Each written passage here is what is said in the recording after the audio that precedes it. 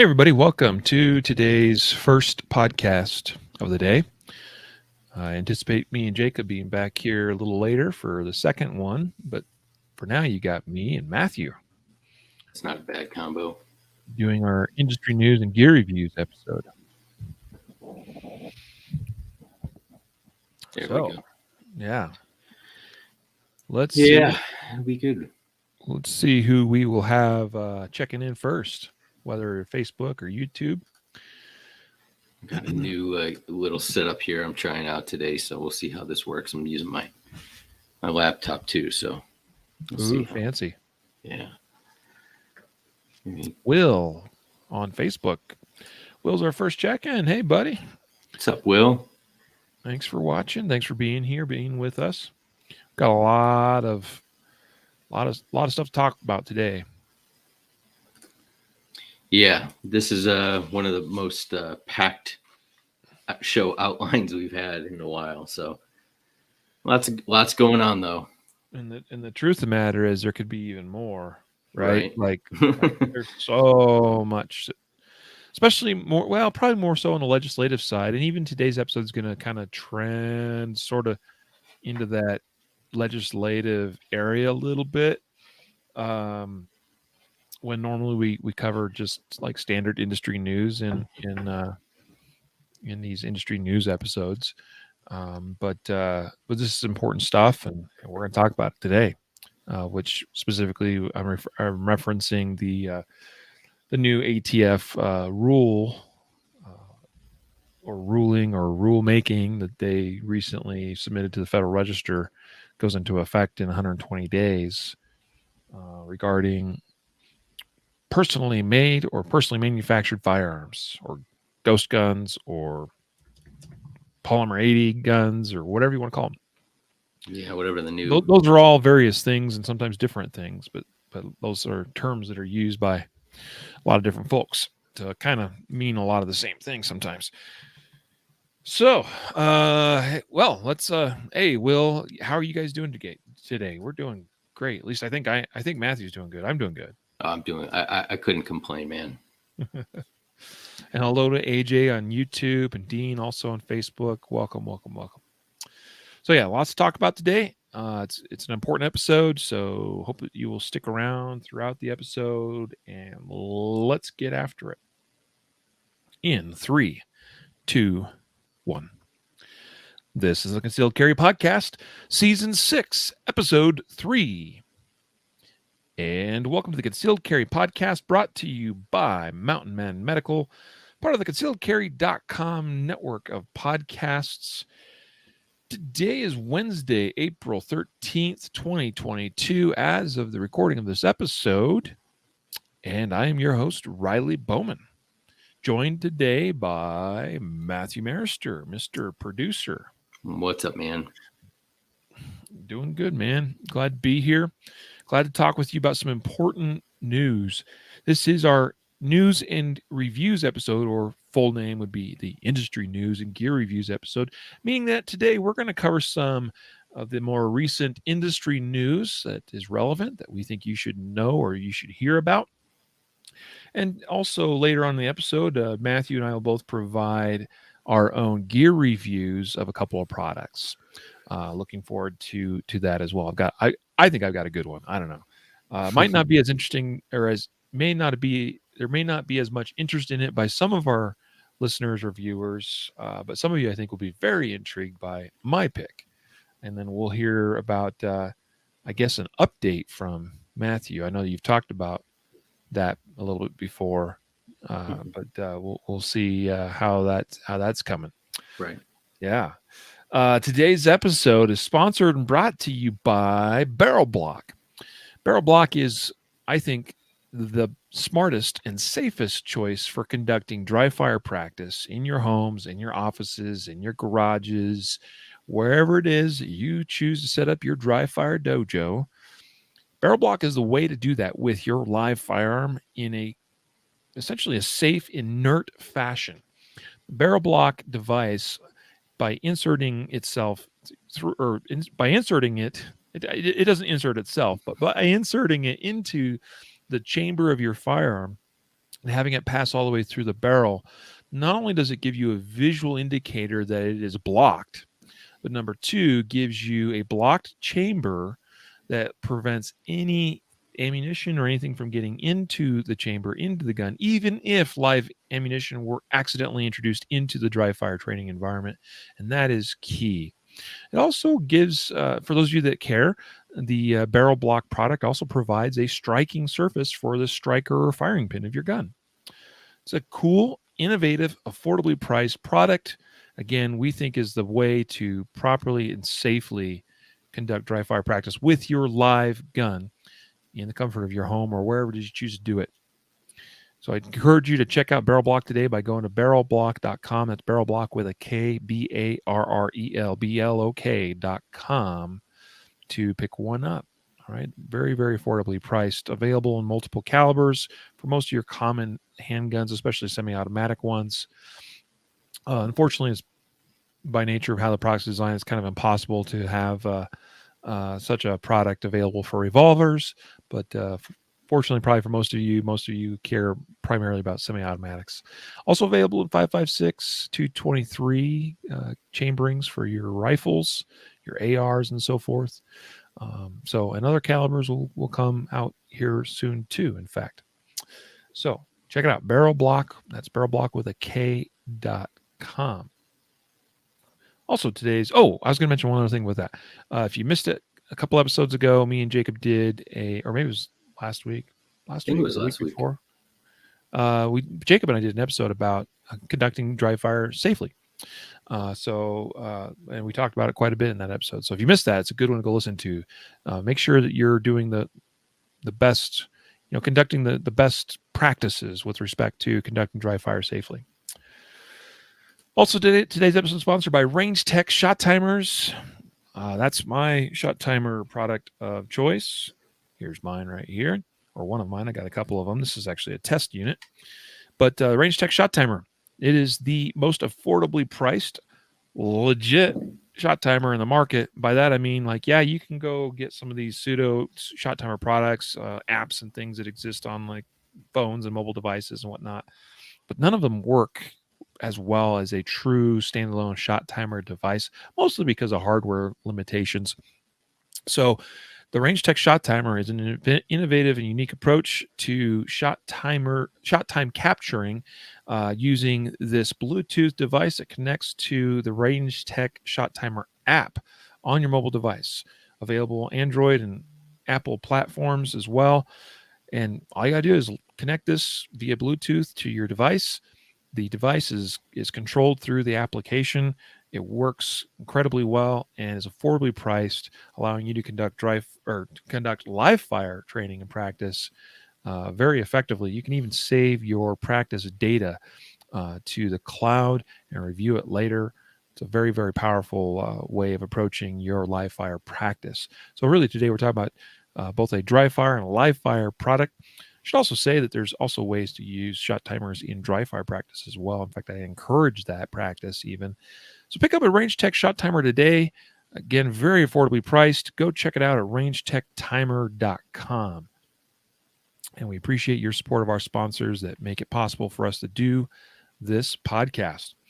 Let's get into our industry news. First up, Matthew, I've been talking for a minute. I'm going to hand the lead over to you on this concealedcarry.com article written by you. Ruger safety bulletin for some SR22 handguns. This is right at the top, right at the lead of our episode today, because things like this is really important stuff. Anytime we have a product out there, a firearm, a handgun, anything like that particularly has some kind of safety issue, we're going to try to bring that to you first so that you hopefully hear it and are aware of it so you can check it out. And you're going to want to pay, if you own a Ruger SR22 22 caliber pistol, you're going to want to pay close attention to your serial numbers, because that's going to be real relevant as to whether you need to send yours in for repair or not. So Matthew, tell us a little bit more about this.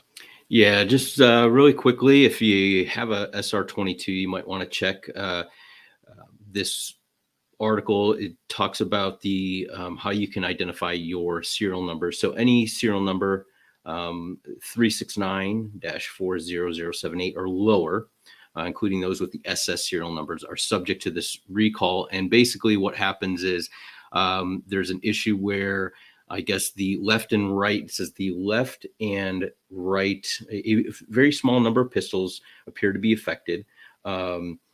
The left and right frame inserts of the Ruger SR22 pistols are not properly secured together, and the firing pin blocker, lifter, and hammer block can move independently of each other, potentially rendering them ineffective. So basically, you go to, on these pistols, there's a decocking safety. So when you hit that safety, it decocks that hammer.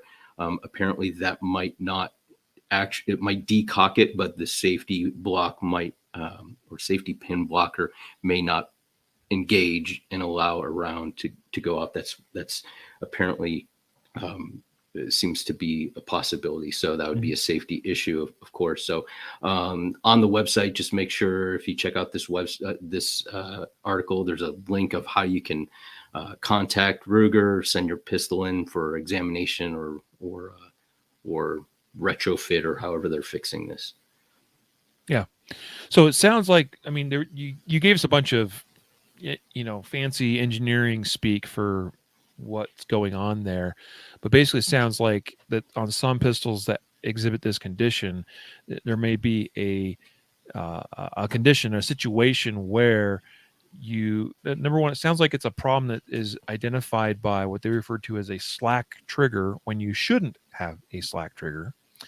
And then what that sometimes leads people to doing is like decocking the gun or trying to, troubleshoot what the issue, like why they have a slack trigger when they shouldn't. And in the course of decocking it or placing the gun back on safe, it may be discharging instead when it shouldn't be. That is a big concern. Now, let's be clear. Anytime we decock a pistol, for those pistols that have a decocker on them, should always be done in a safe direction regardless, right? Just as any gun handling should be done in a safe direction. But in this case, I mean, it's never a good thing when you are intending to decock a pistol. That means you don't intend to fire it. And if it all of a sudden goes bang instead of click, that's a problem. Looks like serial numbers 369-40078 or lower are the ones that are affected by this safety bulletin. And the other thing that's important to know, if you do own or happen to have one of these affected pistols, I thought it was pretty interesting, Matthew, and you bolded this step or this sentence in your article. It's important to know if you experience this slack trigger condition. Essentially, that means like when you're expecting to fire the gun, but instead the trigger just moves as though, for instance, a lot of guns, like if you lock the slide to the rear and you kind of have this slack trigger condition, that's kind of what we're talking about here. But in this case, you have a gun that's fully in battery, loaded, magazine inserted into the gun. If you experience this slack trigger condition when it shouldn't be a slack trigger condition, the steps are outlined here in the article, but number one is do not attempt to remedy the matter by engaging the safety lever. That's in bold. That's just really important. It sounds like, again, there's some problems with engaging that safety lever or decocking the pistol and having it suddenly discharge at that time. So essentially says, do not touch the safety lever in any way. Remove the magazine from the pistol, rack the slide, and eject any rounds that are in the chamber. Make the gun, visually and physically clear. Before doing anything else with it. And then, of course, sending it in, especially if it is under the serial numbers listed. All right. Important to know. Let's get now to, this is really the meat of today's show. Probably should have saved it for later in the episode, because that would keep people around maybe longer if they're wanting to hear our take on this. But you should know we have some other important news, and we're doing our gear reviews later on in the episode. You want to stick around for those too, so you hear what we talk about and what we have to say about those products. But what we have here is a new regulation from the Bureau of Alcohol, Tobacco, Firearms, and Explosives, commonly referred to as the ATF. They last fall had a comment period for these very rules. Apparently, they received just shy of 270,000 comments on this proposed rule. That's pretty significant. Although I kind of wondered, there's a lot of gun owners out there that this affects obviously everybody ultimately, but maybe we could have had even more comments than that. Just a thought, it's important to be engaged in the process. This, according to AMOLand.com, this new ruling was submitted to the Federal Register. Now, Matthew, I've seen where it says here 180 days, but I've also seen it reported elsewhere 120 days. Mm-hmm. I believe the date that goes into effect is the early part of August. So let's see, May, June, July. That sounds like 4 months, bro. So I think the 180 days might be a misprint in this case. So I've been going off that 120-day time frame.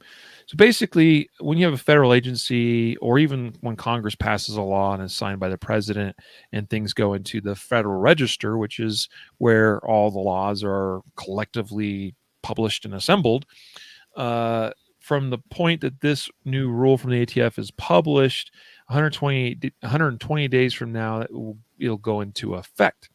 What this essentially is making the idea or the concept or the practice of privately manufactured firearms, particularly those that are of the Polymer 80 type variety, the 80% lower type variety, essentially going to be made illegal, at least as we commonly know them to exist, meaning that currently an 80% lower is just a piece of plastic or a piece of aluminum or a piece of material that isn't yet made into a functioning firearm, right?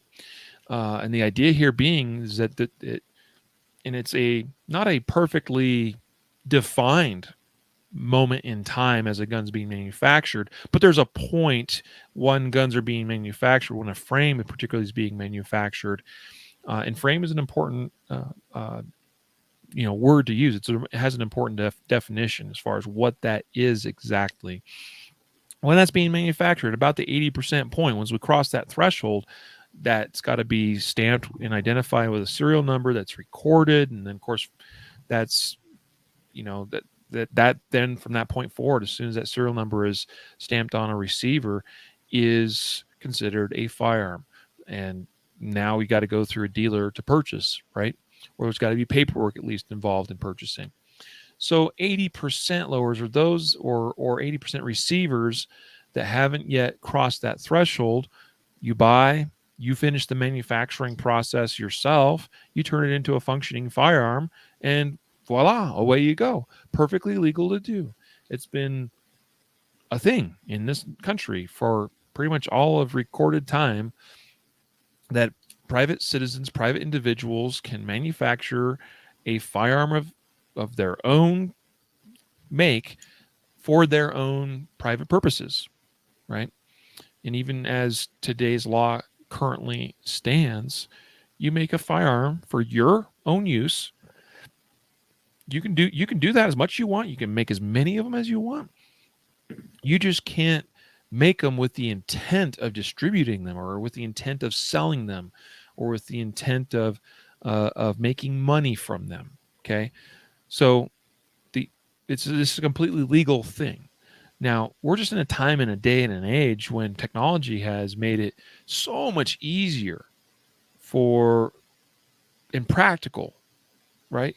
I mean, we have these kits essentially that you buy, comes with a jig, take it home, some tools you use. I mean, you could use just a Dremel, although I don't recommend it necessarily. You won't always get super awesome quality results just with a Dremel unless you're really good, really skilled, and really careful.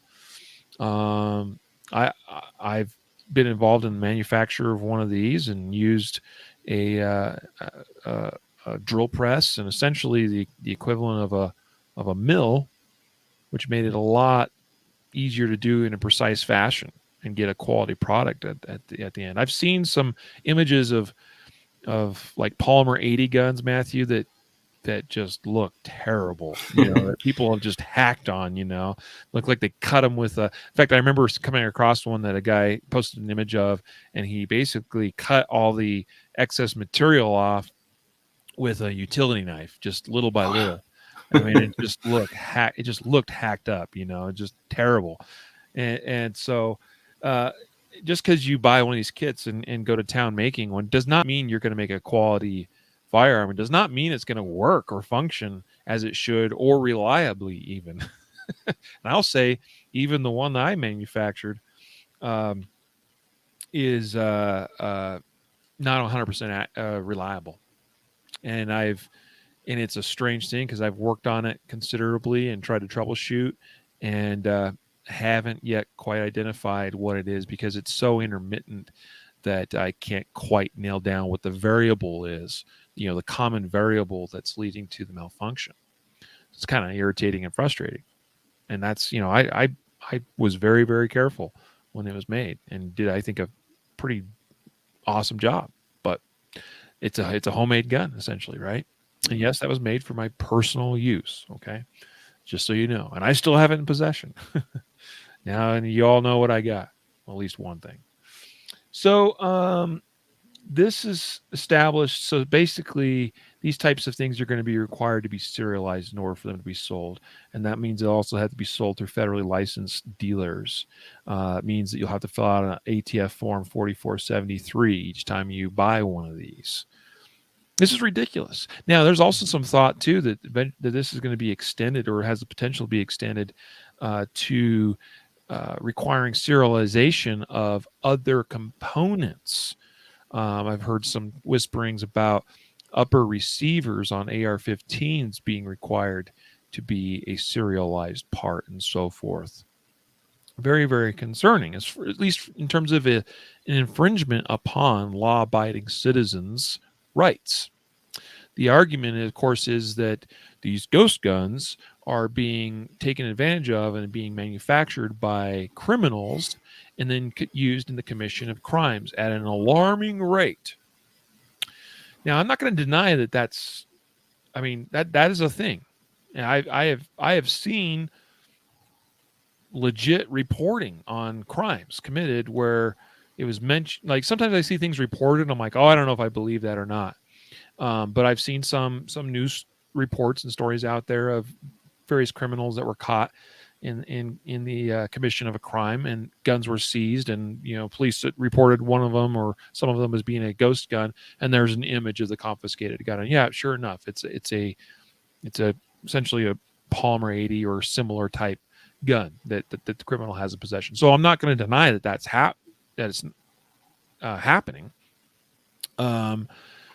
But how much or to what extent is that happening? That's a question. That's a question that honestly nobody can answer accurately. Mm-hmm. Not even the ATF can answer that question exactly. But what is clear is that the media, and particularly the White House and the ATF, is presenting this as though it is rampant. Mm-hmm. As though this is like the new norm, that this is, that there's this vast uncoordinated conspiracy amongst criminals to make ghost guns, right? And I don't believe that's the case. All right. I don't think that these ghost guns are, 41% of what's confiscated on the streets, according to one source. All right. I think that is a very much trumped up number. Now, some of these numbers are coming out of California, and I think one of the more famous ones involved former ATF agent Carino, Carino, I think was his name, Canino, who was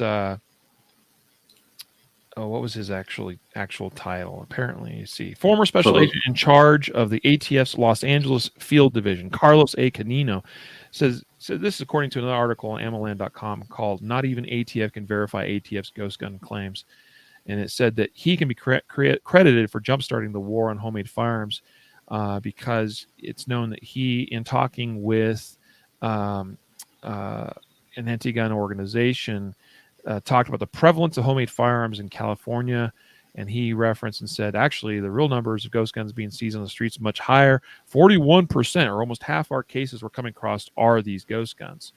And nobody can actually verify that statistic or that claim. and he no longer works for the ATF. In fact, is retired, is my understanding, and will not speak further about this issue when he's been contacted. But here's what I was going to say about California, Matthew. I think we may be seeing an unintended consequence of strict gun control measures passed in a state like California, particularly with such things like their registration scheme and their whole approved gun list, right? How many people have I heard talk about, oh, I wish I could get such and such gun because, it's not on California's approved list, but I can't. And so specifically, like if I'm not mistaken, I don't think Glock or Gen 4 or newer Glocks are on the approved list, Correct. but Gen 3s are and earlier are. And just as an example, right? So I think potentially we are that here and this is speculation, but I think there's something maybe to this. I definitely could see it being more prevalent in a state like California where laws have been passed in such a way that it actually has encouraged the practice of homemade firearms to because you have, I mean, so much has been restricted according to that approved list. Now I know criminals aren't necessarily going to follow laws anyway, but it wouldn't surprise me at all if an unintended consequence of some of the laws California has passed has led to a higher than average, when you look at it compared to nationwide, proliferation of so-called ghost guns in the state of California. I could see that being a thing. It's just like human nature, like, well, let's see, they did this and they did that, and it even has made it a little bit more difficult for criminals to get their hands on certain things. Well, I'll just go do this other thing. Mm-hmm. So the reality is, we know that even with passing this, it's not a law. This is a reinterpretation of existing law. This new ATF rule, but by doing so, like, it's not going to guarantee. I mean, it's not going to stop criminals from getting a hold of guns, and they're just going to go to the next thing if there is a next thing, or they're going to continue doing whatever. Or, I mean, this might lead to an influx of 3D printers, and they just start printing their own stuff and making it into guns. You know what I mean? Yeah. There's no Yeah. stopping this. Ultimately. Yeah. And you made, I mean, those are all really good points. I didn't think about, you bringing up the unintended consequences, and that's a smart point that it may very well be, ring true. But what's interesting is that, you commented that the data that they're using to go after the homemade guns is unsubstantiated. It's very nebulous. There's no one has definitively said, when they tell you how many guns are being confiscated, this could be, one dude with 15, maybe they raid some guy who's making 15, ghost guns, and they count that, in their count, it had guns that were involved in homicides and attempted murders. So these could be, I mean, I guess what I'm saying is it's very difficult for me to get behind, to understand the numbers when when they're not being direct and forthcoming with where they're getting the numbers from. So first of all, that's a red flag. And before you go forward, you need to stop and say, let's first get the information, because if the information says it's overwhelming, and if we, remove these, then crime will stop, well, then you can go forward and have the conversation. But we can't even get past that. And secondly, like, I would be interested, like, I don't think this, and anybody who's bought a Polymer 80, by the time you buy the kit and you get a drill press or a Dremel tool or whatever, and you buy all the kit, the parts kit and the slide, and you're in probably the same amount as you would any other gun, right? Like you're right around the same price. It's not like you're being able to build a gun for $50 when it costs 500 in the store. So they're framing this like, well, you could go in the store and buy this kit for, really cheap. Anyone can buy it, and then you can assemble this. Well, that gun, the whatever they're spending on the Polymer 80 kit, they can still go and buy a stolen gun from their buddy, right? That has gun. I mean, how they've been getting them before the Polymer 80s were a big deal. So I think this is kind of like a red herring. Like they're looking at crime, they're looking at problems in the city. They can't control things. They're unable to address violence. And so what do? They say, well, let's just attack this low hanging fruit of Polymer 80 guns. And honestly, like, I don't even think that this is going to have that much effect, because from what I understand, at least how it is phrased now, you can still buy a Polymer 80 frame. You just can't buy a kit with all the components at once, right? Like you could still buy an 80% lower. You just can't buy it with the kit or with the parts kit and with the jig and with everything combined, right? And you can still possess it. You can still possess one, but now if you take it into a gunsmith to get work on it, now he has to, if he's an FFL, has to take it and put it. So it's like, I'm not really sure that this is going to have the effect that they're saying it would. I think this is just kind of a posturing thing, because, the administration has ran on like, I'm going to take your AR-15s and we're coming after the NRA. We're going to bankrupt. And overwhelmingly, they keep getting, thwarted in every legislative attack across the states. States legislatures are saying, we support the Second Amendment, and he needs to do something coming up to the election, the midterms, to say, look, we scored one. We beat I don't know. I might be cynical, but I think that has something to do with this. Oh, of course. I mean, it was like a year ago, April last year. So just a couple months after Biden was sworn into office, that he directed the ATF to come up with these new rules. And it wasn't just these 80% receivers stuff. It was also looking at braces and a bunch of other categories as well that the ATF's looking at redefining. And braces is, by the way, the next thing. I don't think we have the official rule yet on that, but it's coming. And also, there's been some recent news. We have a story about it coming up here in a moment about the forced reset triggers as well. So this is all part of, it's all going back to, I mean, I believe it was initiated primarily by Biden and his administration as part of essentially their campaign promises to their supporters to come after gun control, right, or to institute more gun control. So, yeah. So by the way, we post a bunch of links along with the show notes today that are all related to this topic. Many of them come from AMMOland.com. I want to recognize them and say to them, like, solid reporting on this whole issue. Lots of really good information, lots of really good reporting at AMMOland.com on this very, very issue. Another article, Justice Department announces new rule to modernize firearm definitions. And again, they reference, this is a graph that comes from that ATF press release, the Department of Justice press release, actually, that shows the number of suspected homemade firearms by calendar year. And what I thought was interesting, Matthew, is that this number is very different than, or at least those numbers are very different than the numbers that were provided by a spokesperson from the ATF, Mr. Eric Longnecker.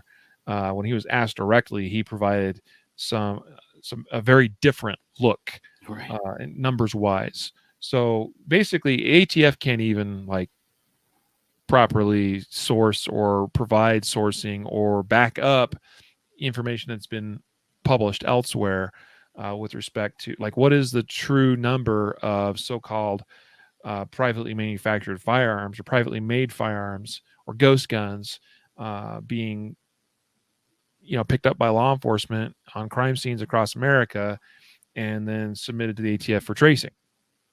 So, also wanted to highlight some of the stuff that President Biden said the other day as he had his press conference about this new ATF rule.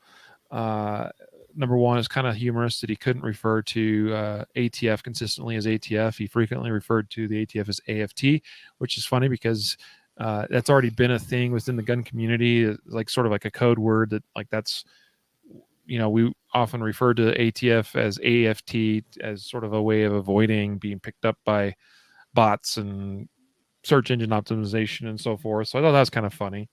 And he says he also, this is according to an article, by the way, on AMLand, Biden bumbles through latest attack on homemade guns. And it also says here, he spoke of a place in Delaware where he did a lot of hunting. He claimed that when the Second Amendment was written, you could not buy a cannon, which we know to be false. In fact, many of the cannons initially used in the Revolutionary War actually came from privately,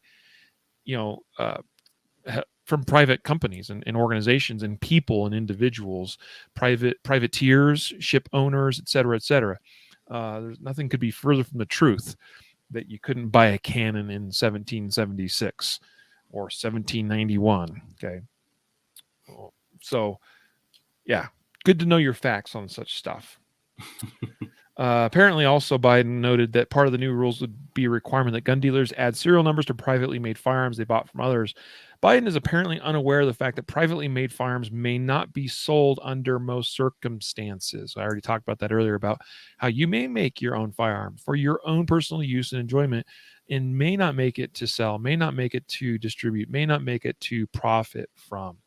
There are circumstances where you can sell them or transfer them to others, and but those are limited circumstances, and I believe that in those circumstances, a dealer would probably end up serializing them anyway, if you're going to actually have a dealer transfer those that for you. So that basically is a null and voided point.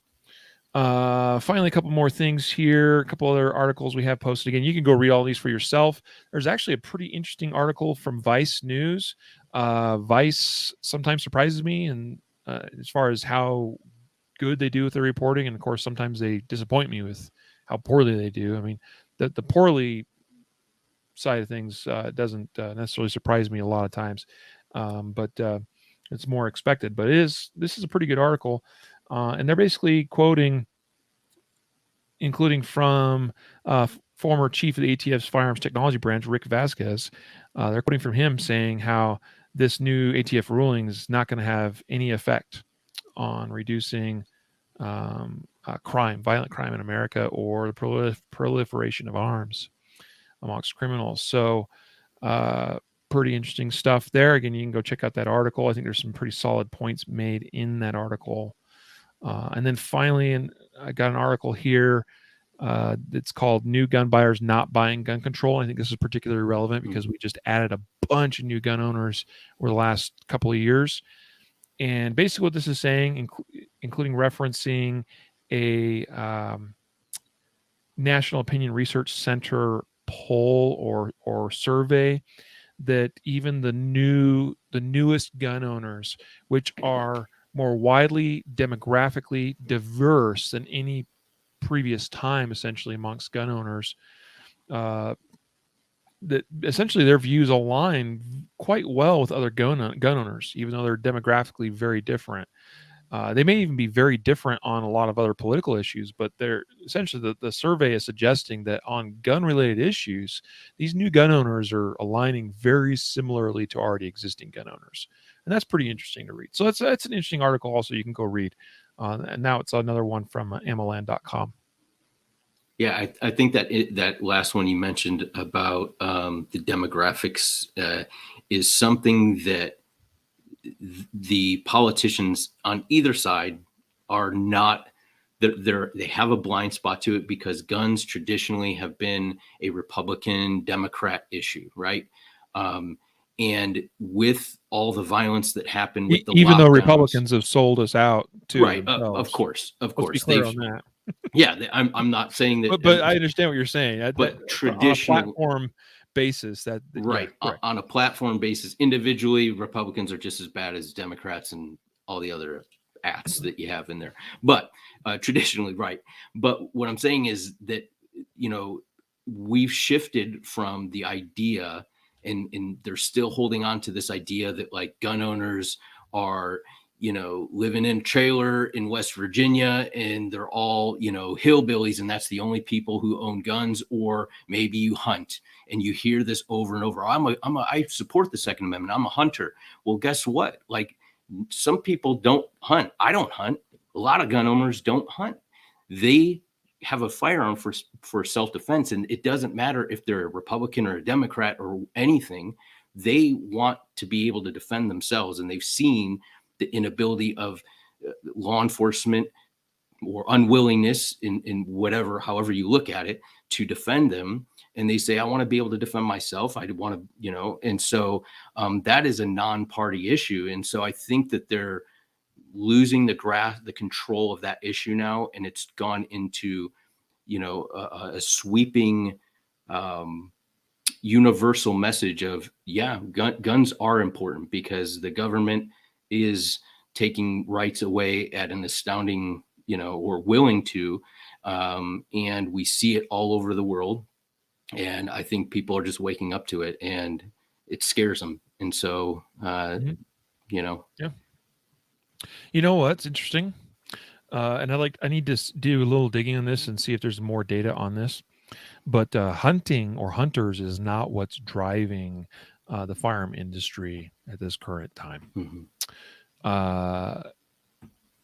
I think there's an estimated 15.2 million hunters in the United States, at least hunting license holders. This according to stacker.com. We've got more concealed carry permittees than that now. And that number has switched in the last couple of years. That's pretty fascinating. Okay, so what's driving gun sales more than anything now is more on the defensive side of things than it is hunting, by a good measure, I would Mm-hmm. say. Just something to think about, especially if you're a politician listening to this. And we have had them. Yeah. So We got to save some time for other things. Matthew, tell us real quick about the ATF trying to broaden the definition of a machine gun. Yeah, and this is just really briefly, you guys have probably seen this in regards to the ongoing drama that is going on with Rare Breed's forced reset trigger.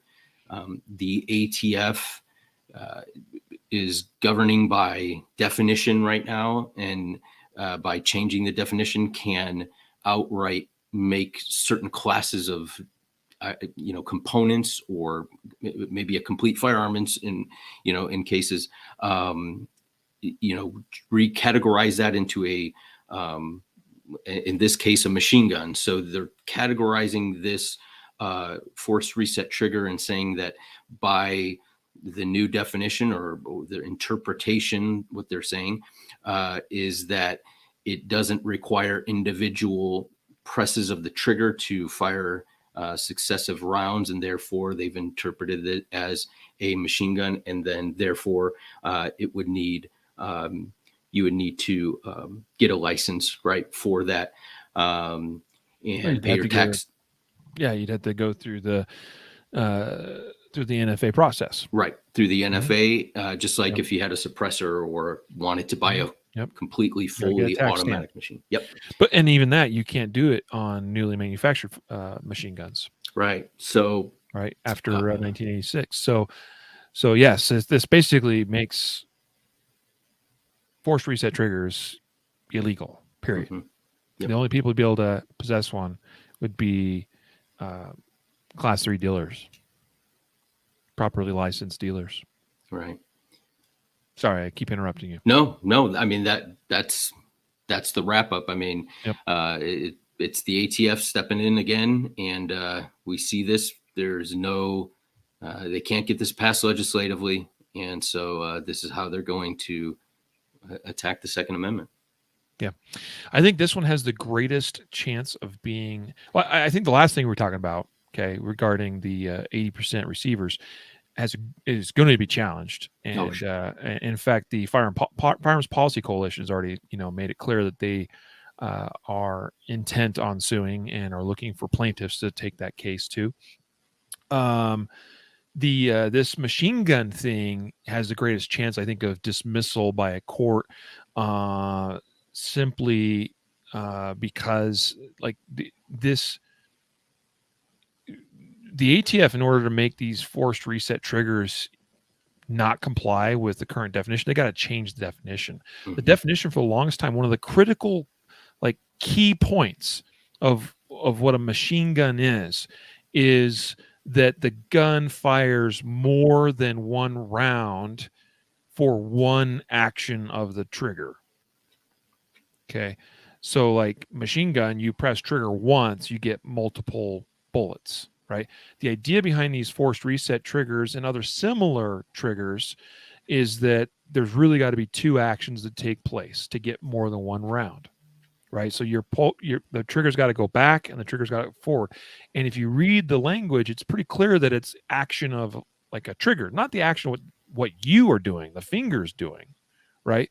So even though, yeah, the trigger here is forcing that reset forward for you, it's still, like, by strict definition, I believe, and this is what a lot of, obviously folks on our side believe, although I think the ATF's trying to, like, make this cross this really gray area here and suggest that it's really the gun, but they're also basically trying to redefine this whole one action versus two actions thing. And that's pretty clearly already defined in the National Firearms Act, or the Gun Control Act and the National Firearms Act. So yeah, what that means is the Chevron deference could become a factor here, and I don't know that the ATF would receive that deference. And I don't know. This will be an interesting one to follow in the courts, and I'm sure it's going to get. I'm sure we'll be hearing about it in the courts. Absolutely, 100%. Chicago crime is obviously on the rise and has been, like many major cities. We know that firearm-related or firearm, a crime where firearms are involved or used in the commission of the crime have really skyrocketed in the last couple of years. This article, according to USA Today, this is actually a very lengthy article. It's titled, "Their Guns Fueled Chicago Crime. When They Broke the Law, the ATF Went Easy." This story, it says, was produced in partnership with The Trace, but is published on USA Today. The Trace, by the way, and actually I was impressed they mentioned this in the article, is in part funded by Everytown. Mm-hmm. Okay, just keep that in mind. All right, we've talked about that before on the podcast. I've seen some pretty even keeled reporting on The Trace. I've seen also some pretty atrocious stuff. Okay, it's frankly impressive when they do a pretty good job. I'm like, for an organization, for a reporting organization, what's the word? Journalistic organization. There we go. That receives money in part from Everytown, like, sometimes impresses me with that everything they do isn't, like, totally slanted. Obviously, against guns. USA Today is usually very slanted against guns. This is a different article, though. This is really highlighting, I think, the failures, not so much of the dealers, but the failures of the ATF. Mm-hmm. I have no problem with that. Okay, we know government agencies and government agents are not perfect. We know they make mistakes, everybody knows about guns being run across the border, right? Ever heard of that little operation? Right. So this is just another example of government agency failure. Essentially, what this is highlighting is gun dealers in the Chicago area that are on a list. Okay, guns turn up on crime scenes. Those are, they look into those, they find out which dealer they came from, and there's, essentially this top 10 list. Especially, there's a top 10 list. There's one that they really focus on. We've even talked about that on the podcast before, highlighting some of that a little bit. And they doing a little bit of digging, there seems to be some trends that many of these dealers that are on this top 10 list have again and again and again and again a very consistent history of repeated violations or errors in their following the law with respect to selling guns. Mm-hmm. Okay. Now, I believe a lot of times when errors are made by dealers, and I should say this, that I think by and large, FFLs are law-abiding folk that do their best in a very bureaucratic process, and that most of the time when errors are made, they're probably clerical or at the very least unintentional by nature. Do I think that there are some bad dealers out there? Sure, I do. I also think there's probably some dealers, and I suspect there's some on this list that are talked about in this article that have more of a leadership or management failure.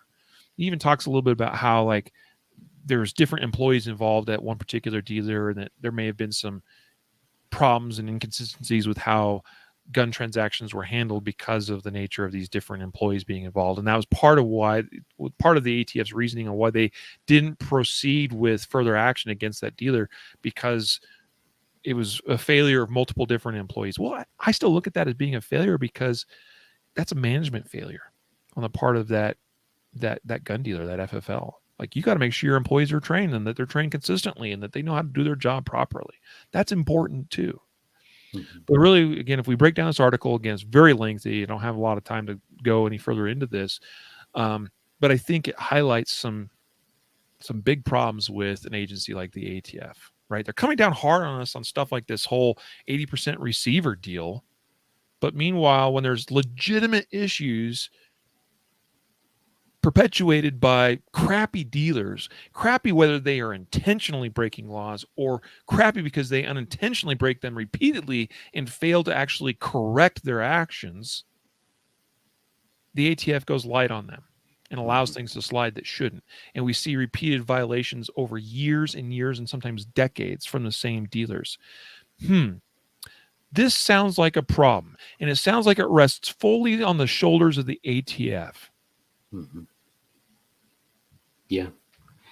I mean, I will back up I second everything you said. I am 100% in favor of the ATF using the resources that they have to effectively govern or revoke a license from an FFL that is continually knowingly violating the regulation or law, right? And we're not talking about accidental something, some clerical error. We're talking about repeatedly that they know that, hey, this is making a top 10 list and for several years in a row. And I just looked it up. There are 133,716 FFLs as in the United States as of 2021. It's a huge number. So the vast majority of these people are doing everything by the book, and when they do violate it, it's something clerical. It's not a big deal. The cynical side of me says, hey, if you let these FFLs do a lot of damage and flood, cities with illegal firearms because they're not doing what they should, then you can crack down on all the FFLs because you lump up all the good ones with the bad ones, and now we have to crack down on all of them.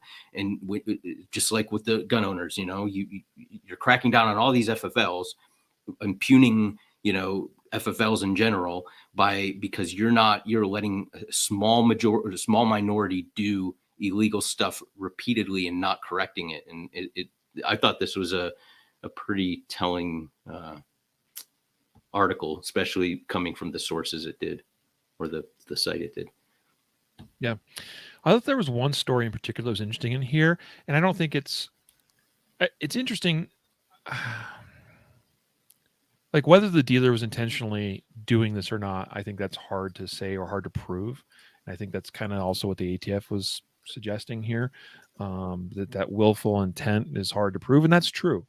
Mm-hmm. But the one story that kind of stuck out in my mind was how there's one individual, and it actually starts the article off about one of us with a story of a man that was killed as part of him trying to prevent his car from being taken. He actually jumped on the car and the thief drove off with him, and then the thief ended up shooting through the windshield and striking the car owner and killing him. And the gun used in that crime had just been sold either that day or the day before by a dealer in Gary, Indiana. Now, I'm not saying it's necessarily that dealer's fault, okay? But it turns out that gun that was used in that crime, um, that the dealer was notified by police of that fact. Hey, FYI, the dude you sold this gun to that was used the next day to kill somebody in a crime, like FYI, that's how fast it went from your doorstep as dealer to the criminal's hands. So whoever that dude is you sold that to, watch out for him. That's essentially what they did. Guess what? The dealer sold 7 more guns to that same individual over the next 11 days. Dealers, we got to do better with something like that. Mm-hmm. Okay. And again, was that intentional? I don't know. Was that a function of there's how many different employees that work at store and they, they just, I don't know. But again, I still think that's a management issue because I think you take that dude, you should know who that guy is. Right. You can go back and review store camera and be like, who was that guy? Put his image up in front of every single cash register, in front of every employee's face in that store and say, we ain't selling any more guns to this guy. Because in one day he bought one and it ended up on a crime scene. Right? That's a problem. I just wanted to highlight that story because I thought that was particularly telling. Yep. As far as when we talk about bad dealers, and I legit believe that dealer is a bad dealer based on that fact alone.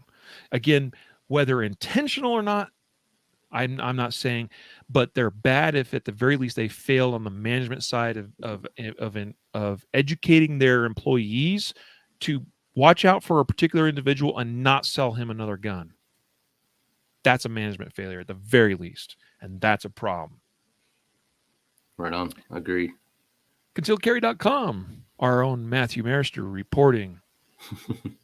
Federal judge, P320 class action lawsuit will proceed. Not going to spend a ton of time on this, but we do know there's lawsuits that have been pending against Sig Sauer for guns that inadvertently discharge. And they have continued to pop up, which I think is remarkable because I have studied the P320 trigger system, the old version and the new version, the upgraded version. And there are some lawsuits claiming that the new trigger system is continuing to discharge when unintended, just on its own, or by a drop or an impact or something like that, like while in the holster kind of thing. And I find that really difficult to believe. And there's a great YouTube channel fairly new called Sig Mechanics. He broke down a lot of the same stuff and basically proved my viewpoint on this my own assessment. He validated it by breaking it down, how the trigger system works and why it's incredibly unlikely that any of these newly upgraded P320 pistols are just randomly discharging. Okay. Mm-hmm. It should be virtually impossible. In fact, I believe the P320, the upgraded trigger on the P320s, is one of the safest on the market. And that's a bold statement, but I truly, truly believe that based on I'm intimately familiar with that trigger system. I am although not current, but a formerly certified P320 armorer. I've also spent time with the Gray Guns crew. They showed me how they break down the trigger system and assemble their trigger kits and get you the best trigger pull and all that stuff while maintaining safety values. This is something I'm pretty intimately familiar with. And anyway, I think these lawsuits are probably bogus. People that are looking for money. But the news that we're reporting here today is simply that a judge is allowing this class action lawsuit to continue forward, at least to the next stage of the game. Yeah, doesn't mean it validates any claims. It's just judge wouldn't give a summary dismissal judgment. So, yep. So we'll see, and we'll continue to update you if that goes any further. Next article, amazing. Concealed carry applications up over 500% in this city. Matthew, which city is that? Well, it's a city that we mentioned or we referenced quite a bit in the defensive gun use episodes. Philadelphia, PA. Yeah, so according to the publication, this is, let me pull up the actual publication that I got this information from. While that loads, I'll give you the numbers. Philadelphia averaged 11,049 and 11,084 concealed carry applications for 2017 through 2020. In 2021, Philadelphia received 70,789 concealed carry applications, which is an increase of 519% in that 1 year. And this is from City Life publication in Philadelphia, PA. So, as you know, one of the driving factors, I believe, is the crime. That Philadelphia's crime has peaked, has gone up dramatically. There's plenty of stories that we've covered documenting how much Philadelphia violent crime has increased. At the same time, during COVID, Philadelphia moved their application to an online application, which some are saying, well, that's the reason. However, that doesn't make sense or doesn't really hold water, as a lot of agencies went to that method during COVID, and nationally about a 10% increase for concealed carry permits, not even close to the 519% of Philadelphia. So I think that crime is a huge driver of concealed carry license applications and the constitutional carry laws that we see. And so, so this was like eye popping when I saw, jaw dropping, whatever, when I saw this. Yeah. Oh yeah, dude. Yeah. I saw your article and I'm like, whoa, what? Like that is not a small increase by any stretch of the imagination. No. That is phenomenal. That is amazing. So, wow, lots of folks in Pennsylvania and particularly in Philadelphia getting their permits. Good on them. Finally, we get to an article which actually is out of the 4th District Court, Circuit Court of Appeals, involving a trial of a Macon County Sheriff's Office deputy in the 2018 killing of Scott Knibbs or Nibs. This is a situation, and by the way, the title of the article is "Shooting Case Will Test Limits of Qualified Immunity," and this according to SmokyMountainNews.com. Essentially, the 4th Circuit Court ruled that is pretty interesting what they ruled, suggesting a number of potential changes, I think, in procedure for law enforcement with respect to how they handle contacting or approaching properties and doors and homeowners in their residences. What the case ultimately suggested is that homeowners have the right to answer their door armed. Mm-hmm. And I have to say, like, that piece of that is I believe 100% correct.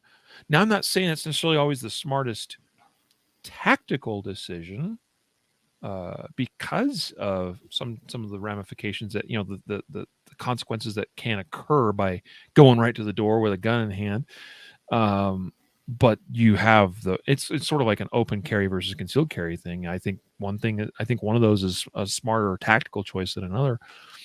I also think you don't have to answer doors. I also think that you can use, things like cameras and security systems, to get, so there's a lot of other things we can do that are smarter tactically with respect to a late night knock or banging or pounding on the door. Okay.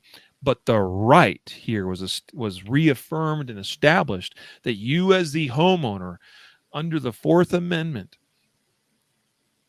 and the 2nd Amendment, and even the 14th Amendment comes up in this case, you have the right to answer your door of your home with a gun in your hand. Right. You just can't be pointing it at the officer if it's happens to be an officer there. Then it becomes reasonable for the officer to believe that Right. you're gonna, you're posing a deadly threat. So you can be armed, yes. And I think that's the point of this case, is to say, like, yes, we normally give officers have qualified immunity if they, and sometimes, it affords them the privileges that maybe, given 2020 hindsight, the situation could have been handled differently, but because of the nature of their job and what they have to do. But in this case, the officer shot through the window, and the point of contention is not, was the person armed? It was, well, was he pointing the gun at the officer? And if he wasn't, which is claimed, the officer's claiming he did point the gun at him. There's somebody that, even evidence that suggests or is interpreted as maybe the gun wasn't pointed at him.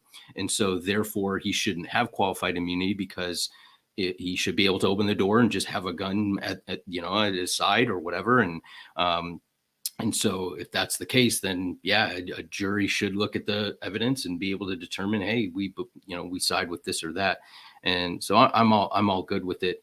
I would say, just in this case specifically, that the dude's blood alcohol was 3 times the limit. So tactically speaking, let's not grab guns when we're hammered and respond to the knock at the door, because it's just probably not the smartest thing to do, whether or not it's illegal or not, notwithstanding. But I think you covered that well. Cool. Well, that brings us to the end of our articles, our news, our industry news, if you will, today. So we're going to get now to our gear reviews. We're a little bit over time, so we'll go through these hopefully as efficiently as we can.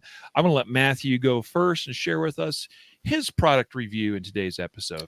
Yeah, so I'm going to go pretty quick since we're short on time, but I think I mentioned on a podcast earlier that Varda Concealed Carry makes they're making clothing for concealed carriers that don't look like your typical range gear. For example, this polo shirt. All right, it's like a nice athletic style polo with the spandex type material, very sharp looking polo. It doesn't look like your typical concealed carry gear, but it is made with a double layer on the inside. Around the bottom half of it basically has a sewn in undershirt, so you can tuck that bottom layer into your pants and have some material behind your gun, and that way for comfort, so your grip isn't rubbing up against your body. So pretty cool. I've used this, withheld washing and everything. Still, material's really good. I find it works really well. A little bit on the expensive side, but if you're looking for something maybe for more dressy or appearance like that, and you don't like wearing a complete t-shirt for heat or whatever, you could check that out. They also make a pair of sweatpants that I've been wearing, which is cool. I like sweatpants, but these have like the only way I can describe it as a fabric belt loop sewn on the inside of the waistband, and you thread your belt through there and clip your holster. So different than, say, using the Enigma, which is, if you're trying to carry your firearm with pants that don't use a belt, you'd have to go with Enigma or belly band or something. But this, you actually use your holster, your belt, thread it through here, and it works really well. It's comfortable. The pants, again, good quality material, held up several washes. I've had these for like 4 months now. Really comfortable. And so if you wear athletic clothes a lot, or like, if you like sweatpants, again, a little bit on the expensive side, they're made in the United States. So therefore, a little bit higher. The quality of material is really good. But yeah, check it out. It's Varda Concealed Carry. And I did a review, video, and write up on concealedcarry.com. So if you're interested, you can check that out. Awesome. Thanks, bro. Appreciate your review on that. And it's always cool to see new products, more innovations, et cetera, come to the concealed carry market. I truly believe we're in the golden age of concealed carry because there's just so much innovation happening there. Not all are equal or created equal. Not all are as awesome as others. Some products, frankly, are dumb. I think this is a smart idea. I think it's incredibly expensive. Even personally, as a serious concealed carrier, I just don't see myself buying one of those. But I applaud them for coming up with a clever idea and a way of doing concealed carry, making it fashionable and more comfortable and whatever. Good stuff. Agreed. My review today is of the Double Alpha Academy Lynx Competition Belt. I have it right here. For those of you that are on the video with me today, I will show this to you while I discuss it a little bit. So this is a really interesting product. Now, I know for some of you may not be competitive shooters, but this is really ultimately just a gun belt, although one that you would just wear at the range. I doubt you'd be wearing this around publicly or for concealed carry or anything like that. So it's intended to be very stiff for the purpose of carrying a gun, right? And having it be secure and stable and doesn't move around on you when you draw or move or do manipulations and things like that. But it's a clever idea. I mean, it's called the Lynx belt, which I think they spell Lynx. But really what it is it's comprised of a bunch of different individual reinforced polymer links. So you see that those links bend. They're each about 1.25 inches to 1.5 inches wide, and they link together. And so this is pretty interesting because what you end up with is a belt that is incredibly rigid up and down, which is the most important plane. And then horizontally, it conforms to basically any shape that you want. This is great because it actually helps improve comfort because it's going to conform to your body however it is shaped, at least in the in the profile, if you will, of your body. If you did a cross section of your belly or your waist where you carry your gun, this is if I'm more peanut shaped, but you're more of an oval and somebody else is more of a circle, et cetera, like this is going to work equally well for any one of those body shapes or types. It's a very innovative approach, and frankly, I think a better approach than the traditional gun belt, which is more like this one, which happens to be a favorite of mine as well. This is a Dominate Defense gun belt, very stiff, very rigid, but you'll see it wants to be more of a circle. And my waist is not circle shaped. So this is sort of like the Lynx belt, sort of like the outside waistband or competition equivalent of the foundation belt from EDC Belt Company, right? The foundation belt that I wear for concealed carry on a daily basis, I'm wearing right now, does a great job of conforming to your body because of its unique variable stiffness that's built throughout it. The Lynx belt is kind of a similar approach. Now, the other cool thing about this is you can then essentially roll the belt up like I am showing you here now, and it ends up, other than how the holster there kind of extends off of it, it ends up a lot more compact than this one, right? Very cool. So that's a really cool, innovative idea, and I love seeing innovation. And I was a little unsure if I'd like this belt, but the answer is I really, really like this belt. I'm not as keen about two things, I'll say. Number one, I'm not as keen about how the buckle attaches, to the two ends of the belt. But I've seen some folks adding a ratcheting belt system to this in lieu of the built-in belt buckle. And I think that's a smarter approach and probably what I'm going to end up doing as a modification to this belt. It just like the current buckle works okay. It doesn't seem as secure to me as what I think I would like. Like I haven't seen any evidence of it failing or coming loose. think I'd like a little bit more reassurance as a serious competitor if I'm going to actually wear this in competing. So that's the first thing. And the second thing is that you have to assemble this thing yourself. And if you're not super handy, or if you just don't have the time, this might not be the belt for you, because it took me a good solid 30 plus minutes to. You literally have to take each one of these links, put them together, and pound a pin through them.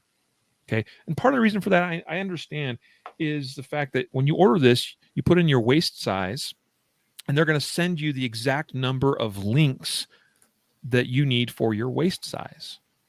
Right, which is kind of a clever way of handling belt sizing. And also, it's a belt that can grow or decrease in size along with you, and you're changing bodies size. So that's a really cool, clever way, but it does require you to do some assembly on your part.